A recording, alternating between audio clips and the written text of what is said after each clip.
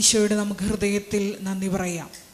ദൈവപിതാവിനാൽ ആകർഷിക്കപ്പെട്ട് പരിശുദ്ധ ദൈവമാതാവ് ജീവനോടെ പ്രത്യക്ഷപ്പെട്ട ഈ അൾത്താരയിൽ ഈ സമയം നമ്മളെ ഒരുമിച്ച് കൂട്ടിയ ദൈവപിതാവിൻ്റെ സ്നേഹത്തിന് നമുക്ക് ഹൃദയത്തിൽ നന്ദി പറയാം.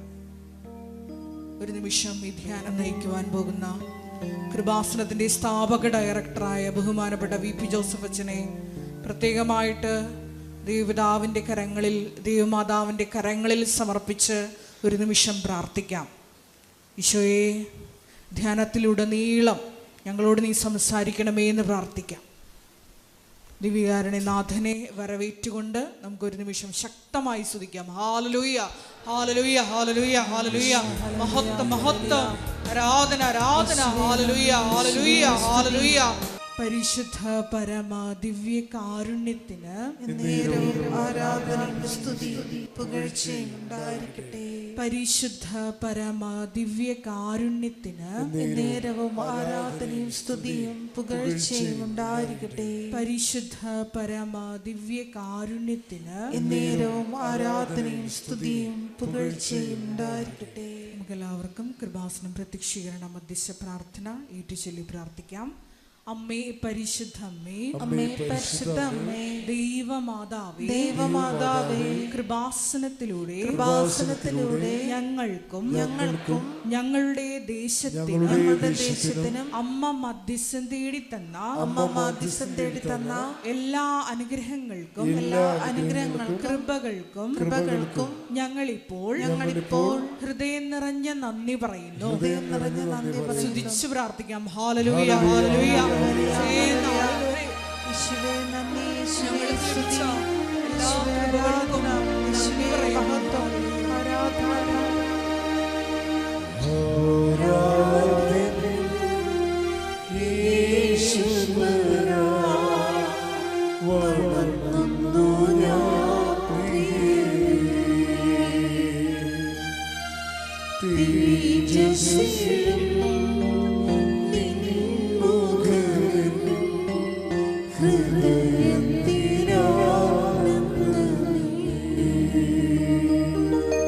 പരിശുദ്ധ പരമ ദിവ്യ കാരുണ്യത്തിന് നേരവും ആരാധനയും സ്തുതിയും പുകഴ്ചയും ഉണ്ടായിരിക്കട്ടെ. പരിശുദ്ധ പരമ ദിവ്യ കാരുണ്യത്തിന് നേരവും ആരാധനയും സ്തുതിയും പുകഴ്ചയും ഉണ്ടായിരിക്കട്ടെ. പരിശുദ്ധ പരമ ദിവ്യ കാരുണ്യത്തിന് നേരവും ആരാധനയും സ്തുതിയും പുകഴ്ചയും ഉണ്ടായിരിക്കട്ടെ. അമ്മേ പരിശുദ്ധ അമ്മേ, അമ്മേ പരിശുദ്ധ അമ്മേ, ദൈവമാതാവേ, ദൈവമാതാവേ, 2004 ഡിസംബർ 7-ം തീയതി 2004 ഡിസംബർ 7-ം തീയതി ഉച്ചകഴിഞ്ഞ് 2:30 കൃപാസനത്തിൽ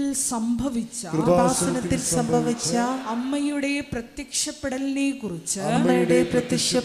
കുറിച്ച് തിരുസഭയ്ക്ക് സമർപ്പിച്ചിരിക്കുന്ന പഠനരേഖകളുടെ മേൽ വസ്തുനിഷ്ഠവും ദൈവശാസ്ത്ര വിധി പ്രകാരമുള്ളതുമായ അന്വേഷണ പഠനങ്ങൾ നടത്തി ആ പ്രത്യക്ഷപ്പെടലിലൂടെ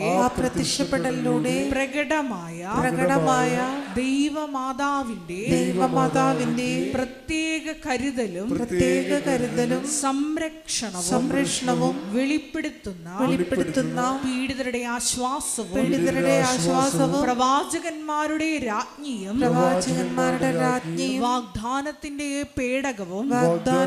പേടകവും പ്രപഞ്ച പ്രകൃതിയുടെ മാതാവുമായ പരിശുദ്ധ അമ്മയുടെ ഭക്തി തിരുസഭയിൽ കൂടുതൽ പ്രചരിച്ച് ജീവിതത്തിന്റെ ദുരിത ദുരന്ത അവസ്ഥകളിൽ അകപ്പെട്ട് കഴിയുന്ന അനേകായിരം മക്കൾക്ക് ദൈവത്തിന്റെ സാന്നിധ്യവും സന്ധിപ്പും കൂടുതൽ അനുഭവിക്കുക വഴി ആത്മീയ വിശുദ്ധിയും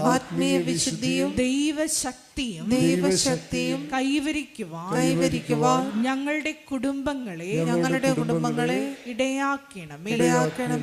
അമ്മേ പരിശുദ്ധ അമ്മേ, അമ്മേ പരിശുദ്ധ അമ്മേ, ഭൂസ്വർലോകങ്ങളുടെ രാജ്ഞിയായ അങ്ങയ്ക്ക് ഭൗമ സംരക്ഷണത്തിനായി പ്രപഞ്ച പ്രകൃതിയെ തന്നെ തിരുസഭ പ്രതിഷ്ഠിക്കുവാൻ ഈ പ്രത്യക്ഷീകരണം വഴി ഇടയാക്കണമേ. പരിശുദ്ധ അമ്മേ, ജപമാല മാതാവേ, സകല കൃപാസനം പ്രാർത്ഥനകളോടും ചേർത്ത് ഞങ്ങൾ ഇപ്പോൾ പ്രാർത്ഥിക്കുന്ന ഈ സമൂഹത്തിന്റെ പ്രത്യേക നിയോഗങ്ങളും മൗനമായിട്ട് നമ്മുടെ വ്യക്തിപരമായ പ്രാർത്ഥനാ വിഷയങ്ങളും സമാനമായ വിഷമതകളിലൂടെ കടന്നു പോകുന്ന സഹോദരങ്ങളുടെ നിയോഗങ്ങളും കൃപാസനത്തിന് പ്രത്യക്ഷയായ ദൈവമാതാവിൻ്റെ മധ്യസ്ഥയിൽ ദിവ്യകാരുണ്യ സന്നിധിയിൽ സമർപ്പിച്ച് നമുക്കൊരു നിമിഷം മൗനമായിട്ട് പ്രാർത്ഥിക്കാം.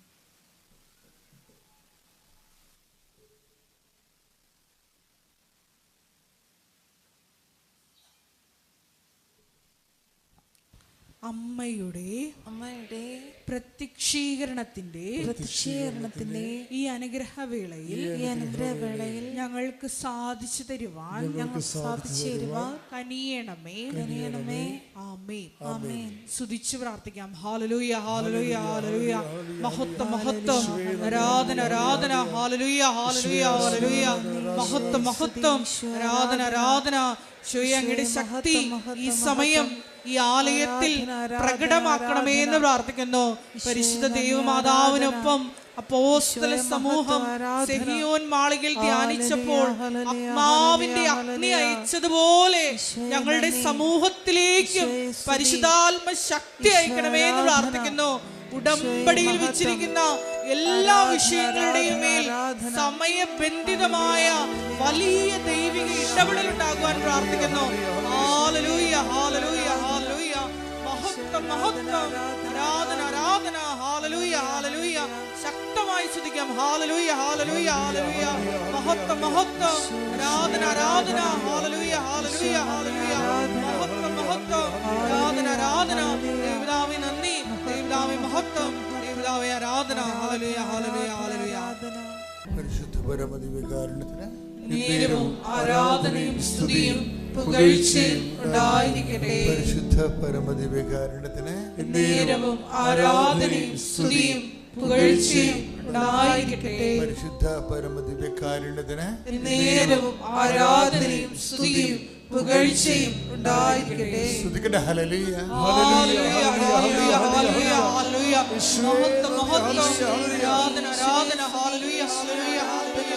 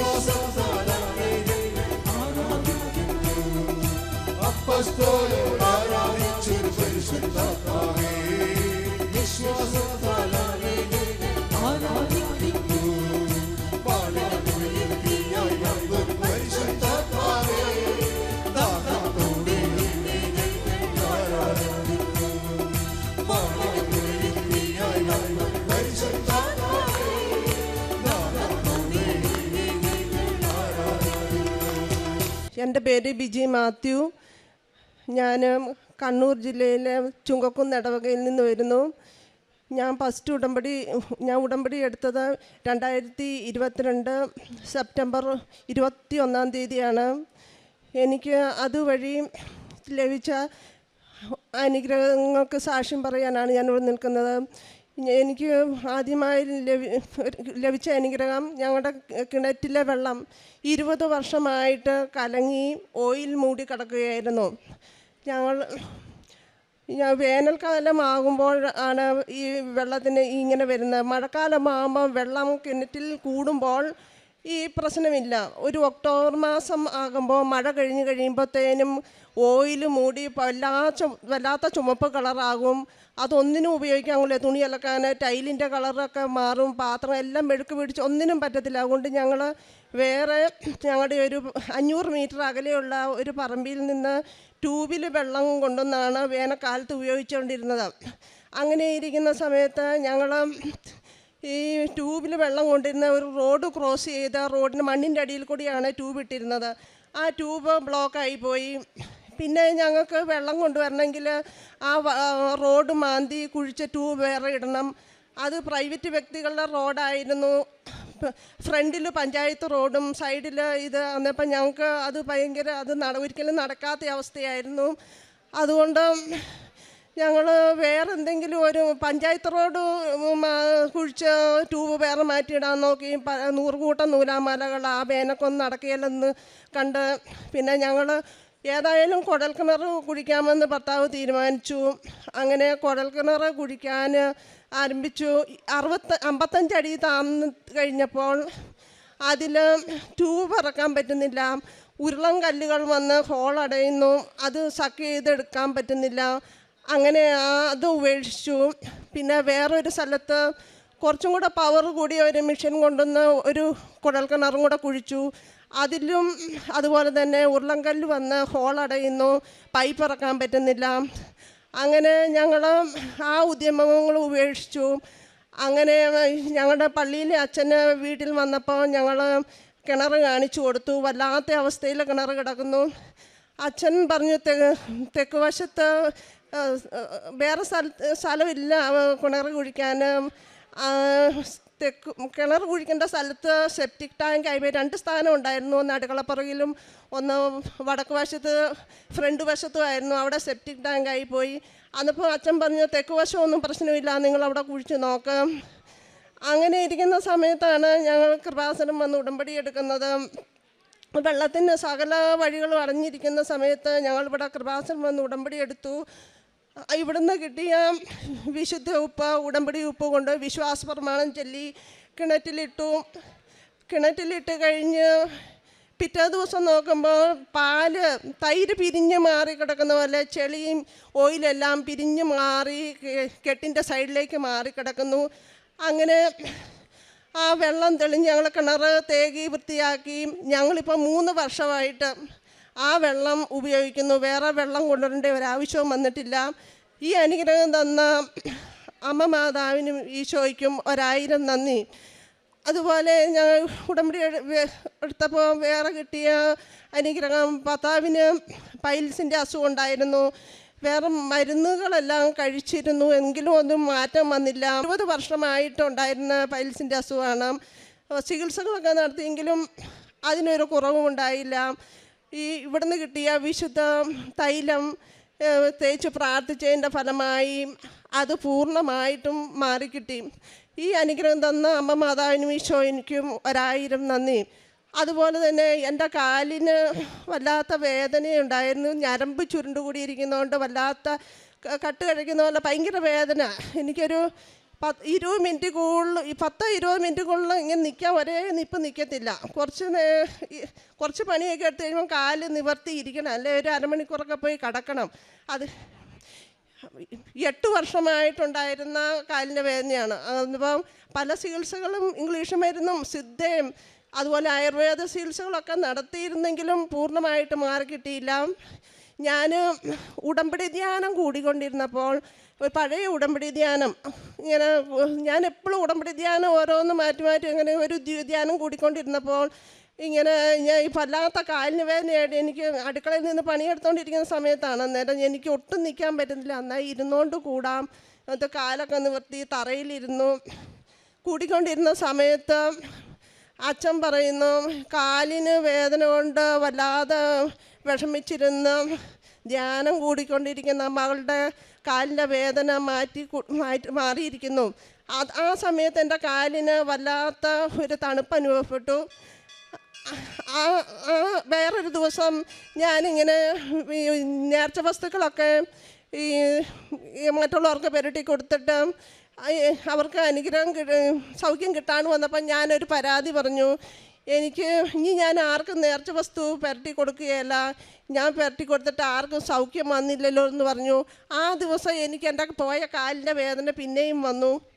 എനിക്ക് ഒരു ഇച്ചിരി നേരം ഇരുന്നാൽ, കാല് നിവർത്തിയിരുന്നാൽ മാറുന്ന എൻ്റെ കാലിൻ്റെ വേദന മാറിയില്ല. മണിക്കൂറുകൾ ഇരുന്നിട്ടും കടന്നിട്ടും ഒന്നും എനിക്ക് മാറുന്നില്ല.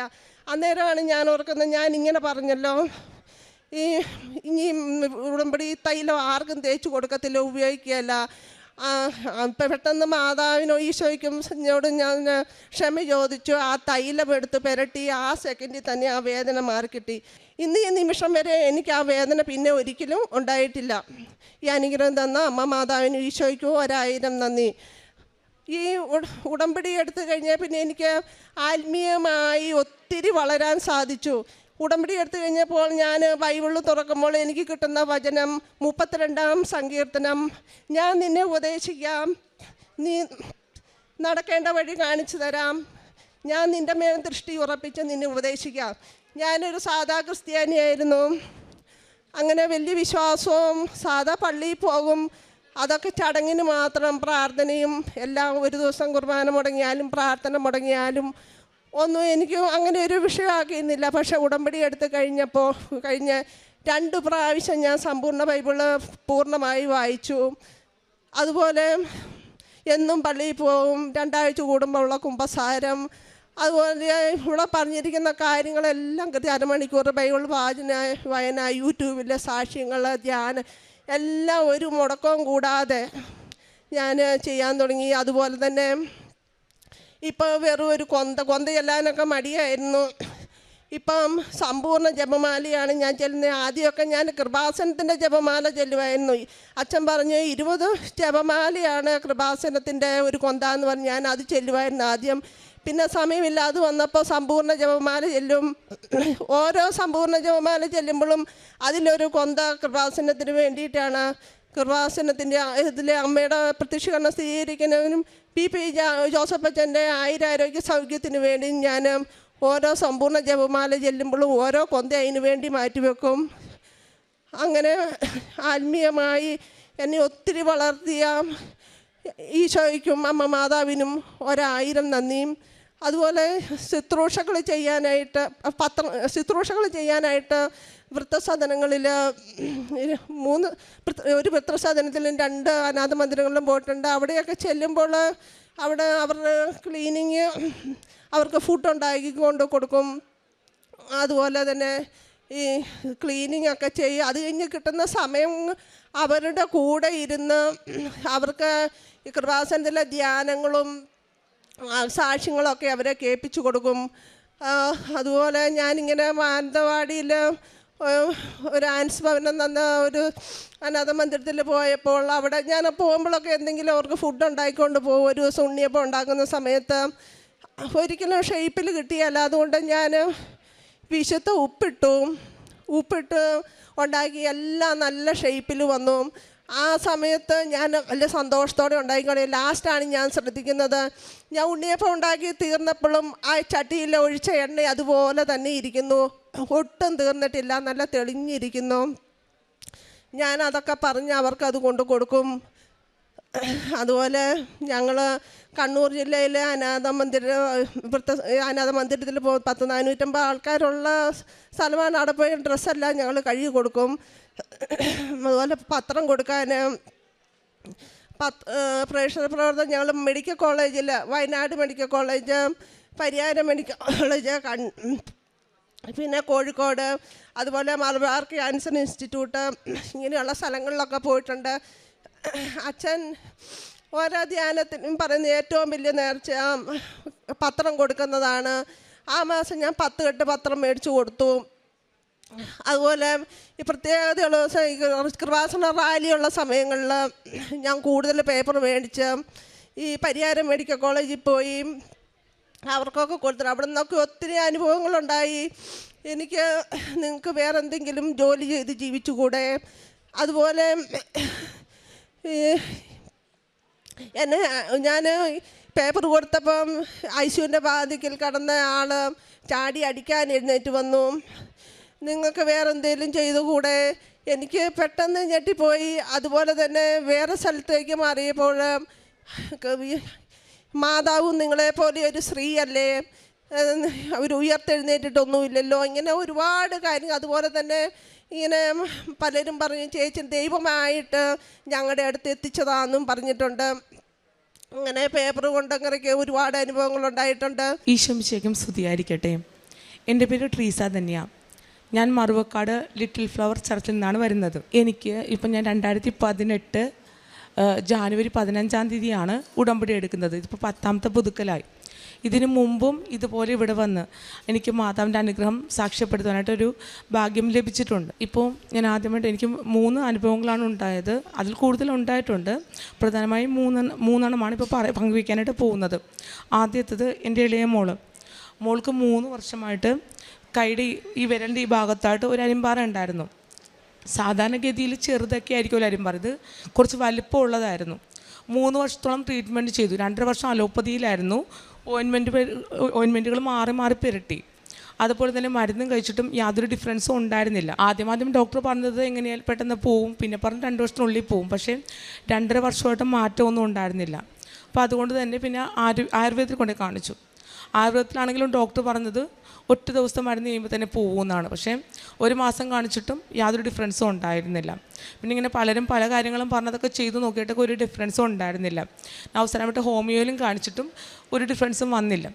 അപ്പോൾ ഞാനാണെങ്കിൽ ഉടമ്പടി എടുത്ത ആളാണ്. അപ്പോൾ ഞാനിങ്ങനെ ഒരു തരത്തിലും ഒരു മാറ്റവും മോൾക്കില്ല. അങ്ങനെ ഞാനൊരു ദിവസം ഇങ്ങനെ മാതാവിനോട് കണ്ണീരോട് പ്രാർത്ഥിച്ചു, മാതാവേ ഇനി എനിക്ക് മാതാവ് മാത്രമേ അഭയമുള്ളൂ. അങ്ങനെ 3 ദിവസം അടുപ്പിച്ചിട്ട് വിശ്വാസ പ്രമാണം ചൊല്ലി ഉടമ്പടി തൈലം മോളുടെ ആ ഭാഗത്ത് പുരട്ടി. 3ൻ്റെ അകത്ത് ഒരു വിറക് കൊള്ളി പോലത്തെ ഒരു സാധനം കൈ നിന്ന് ഊർന്നു പോകുന്നു. പിന്നെ ആ ഭാഗത്ത് ഇതുവരെ ഒന്നും വന്നിട്ടില്ല. അപ്പോൾ മോൾക്ക് ഞാൻ ഇതിൻ്റെ ഓൾറെഡി ഫോട്ടോ എടുത്ത് വെച്ചിട്ടാണ് കഴിഞ്ഞ പ്രാവശ്യം സാക്ഷ്യം പറയാൻ വന്നത്. പക്ഷേ മോളില്ലാത്തതുകൊണ്ട് സാക്ഷ്യം പറയിപ്പിച്ചില്ല, അല്ലെങ്കിൽ ഞാൻ ഫോട്ടോ കാണിക്കുമായിരുന്നു. പിന്നെ 2ാമത്തെ മോൾക്ക് കഴിഞ്ഞ നവംബർ 5 മാസം മുൻപേ ഒരു സ്കിൻ അലർജി വന്നു. ഫംഗസ് അണുബാധയായിരുന്നു. ട്രീറ്റ്മെൻറ്റ് ചെയ്തു. ആദ്യം ആയുർവേദത്തിൽ കാണിച്ചു. പക്ഷേ ചൊറിച്ചിൽ കൂടുതലായതുകൊണ്ട് മോൾക്ക് ഉറക്കമൊന്നും കിട്ടുന്നില്ല. അതുകൊണ്ട് പിന്നെ അലോപ്പതിയിലേക്ക് മാറി. അലോപ്പതിയിൽ കാണിച്ചെങ്കിലും പ്രശ്നം എന്താണെന്ന് വെച്ച് കഴിഞ്ഞാൽ മരുന്ന് കൊടുക്കുമ്പോൾ മാറും. അടുപ്പിച്ച് 40 ദിവസം മരുന്നുണ്ടാവും. അത് കൊടുക്കുമ്പോൾ മാറും. അതിനുശേഷം ഒരു 3-4 ദിവസം കഴിയുമ്പോൾ വീണ്ടും വരും. മാത്രമല്ല ഈ മരുന്ന് കഴിക്കുന്ന സമയത്തൊക്കെ ലെവോസെട്രിസിനൊക്കെയാണ് മോൾക്ക് ഭയങ്കര ഉറക്കവും ക്ഷീണവും തലവേദനയൊക്കെ ആയിരുന്നു. ഇപ്പോൾ SLC എക്സാമാണ് മാർച്ചിൽ. ഇപ്പോൾ ഫെബ്രുവരി ഒരാൾക്ക് ഈ ഒരു ഇഷ്യൂ ഉണ്ടായിരുന്നു. ഫെബ്രുവരി ലാസ്റ്റ് വീക്കായപ്പോൾ മരുന്ന് തീർന്നു. അപ്പോൾ ആ സമയത്ത് എനിക്ക് എന്ത് ചെയ്യണമെന്നറിയില്ല. കാരണം അലോപ്പതിയിൽ കാണിച്ചു കഴിഞ്ഞാൽ മോൾക്ക് പഠിക്കാൻ പറ്റില്ല, ഉറക്കം തന്നെയായിരിക്കും, തലവേദനയായിരിക്കും.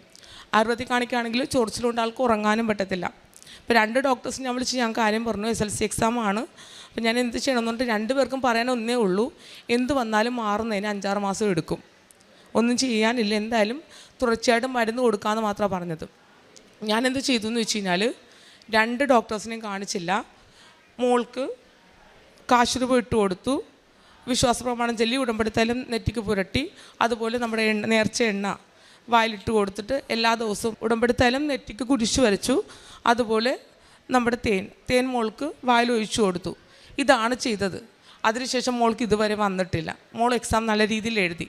മാത്രമല്ല എല്ലാ ദിവസവും രാവിലെ മാതാവിനോട് പ്രാർത്ഥിച്ചിട്ട് കുരിശ് വരച്ചിട്ട് ഇയാൾക്ക് എക്സാമിന് പഠിക്കും നന്നായിട്ട്, പക്ഷേ മാർക്ക് അത്രയും സ്കോർ ചെയ്യാൻ പറ്റുന്നില്ല. ഇത്ര ഓർമ്മക്കുറവുള്ള ആളാണ്. എക്സാം എന്തെഴുതി വന്നാലും അമ്മ എനിക്ക് എഴുതാൻ പറ്റിയില്ല എന്ന് പറയുന്ന കുട്ടിയാണ്. പക്ഷേ ഈ ഒരു SLC എക്സാമിന് എല്ലാ ദിവസവും മോള് പ്രാർത്ഥിച്ച്, അതുപോലെ നമ്മുടെ ഉടമ്പടി നമ്മുടെ പത്രമായിട്ടാണ് മോള് പോകുന്നത് എക്സാമിന്. എല്ലാ ദിവസവും എക്സാം കഴിഞ്ഞ് വരുമ്പോൾ സന്തോഷത്തോടെ ആൾ തിരിച്ചു വരുന്നതിന് മാതാവിന് 1000 നന്ദി. പിന്നെ പ്രധാനമായിട്ട് പറയാനുള്ളതെന്ന് വെച്ച് കഴിഞ്ഞാൽ, ഞാനിവിടെ ഉടമ്പടി എടുത്ത സമയത്ത് തന്നെ എന്നോട് പറഞ്ഞിട്ടുണ്ടായിരുന്നു. കാരണം ഉടമ്പടി എടുത്ത് നമുക്ക് ആദ്യത്തെ ഒരു ധ്യാനം പോലെ ആ സമയത്തുണ്ടായിരുന്നല്ലോ. അപ്പം ആ ടൈമിൽ ഞാൻ ഭയങ്കരമായിട്ട് ചുമക്കുമായിരുന്നു. അന്ന് എടുത്തൊരു സിസ്റ്റർ എന്നോട് ചോദിച്ചു, നീ മാത്രം എന്താ ചുമക്കുന്ന, ബാക്കി എല്ലാവർക്കും കൂടാൻ പറ്റുന്നുണ്ടല്ലോ. എനിക്ക് ചുമച്ചിട്ട് ആ സമയത്ത് വൊമിറ്റ് ചെയ്യാം. അപ്പോൾ ചോദിച്ചപ്പോൾ ഞാൻ പറഞ്ഞു, സിസ്റ്റർ എനിക്ക് എല്ലാവരും ഭയങ്കര ഇത് വെച്ച് കഴിഞ്ഞാൽ ചെറിയ വേദന എനിക്ക് ഒരാൾ തന്നിട്ടുണ്ടെങ്കിൽ ചെറുതില്ലേ അതുവരെ എൻ്റെ മനസ്സിൽ കിടപ്പുണ്ട്, അതെൻ്റെ മനസ്സിൽ നിന്ന് പോകുന്നില്ല. പല പ്രാവശ്യം കുമ്പസാരിച്ചിട്ട് പോകുന്നുണ്ടായിരുന്നില്ല. അന്നേരം സിസ്റ്ററും പറഞ്ഞു, നിൻ്റെ മനസ്സിൽ എന്തോ കരട് കിടക്കുന്നുണ്ട്, അതുകൊണ്ടാണ് നീ ആ സമയത്ത് ചുമച്ച് വൊമിറ്റ് ചെയ്യുന്നതെന്ന്. പക്ഷേ ഇത്രയും വർഷമായിട്ട് ഞാൻ ശ്രമിക്കുന്നുണ്ടായിരുന്നു. പക്ഷേ ഈ ഒരു 9ാമത്തെ പുതുക്കൽ കഴിഞ്ഞ് പോയതിന് ശേഷം എനിക്ക് എന്താണെന്നറിയില്ല, ഇതുവരെയും ആരോടൊക്കെ എനിക്ക് ഉള്ളിൻ്റെ വെറുപ്പുണ്ടായിരുന്നു, അതെങ്ങനെ എൻ്റെ മനസ്സിൽ നിന്ന് പോയി, അതെങ്ങനെ പോയി എന്ന് എനിക്കറിയില്ല. താനെ അങ്ങ്, കാരണം ഞാൻ പ്രാർത്ഥിച്ച് കഴിഞ്ഞ പ്രാവശ്യം വന്നപ്പോൾ ഞാൻ ലാസ്റ്റ് പ്രാർത്ഥിച്ചിട്ട് പോയതാണ്. കാരണം എൻ്റെ ഉള്ളിൽ വെറുപ്പ് എടുക്കുമ്പോൾ അത് എന്നെ തന്നെ ബാധിക്കും. അപ്പോൾ അതുകൊണ്ട് തന്നെ എങ്ങനെയും അത് മാറ്റിത്തരണമെന്ന് പറഞ്ഞ് പ്രാർത്ഥിച്ചാൽ പോയത്. എൻ്റെ മാതാവിൻ്റെ സഹായം കൊണ്ട് ആ ഒരു ക്ഷമിക്കാനുള്ള കൃപ എനിക്കിപ്പോൾ കിട്ടി. ഇപ്പോൾ ആരെങ്കിലും എന്തെങ്കിലും പറഞ്ഞു കഴിഞ്ഞാൽ ആ സമയത്ത് കുറച്ച് നേരം നമുക്ക് ആ ദേഷ്യമാണ്. പക്ഷേ പതുക്കെ കുറച്ച് നേരം കഴിയുമ്പം അവരുടെ ഭാഗത്തു നിന്ന് ചിന്തിക്കാനുള്ളൊരു കഴിവ് മാതാവ് എനിക്ക് തന്നു. അപ്പോൾ ഇത്രയും നാളും മാതാവ് ഇന്നും തന്നുകൊണ്ടിരിക്കുന്ന എല്ലാ കൃപകൾക്കും മാതാവിന് ഒത്തിരി നന്ദിയോടെ യേശുവേ നന്ദി.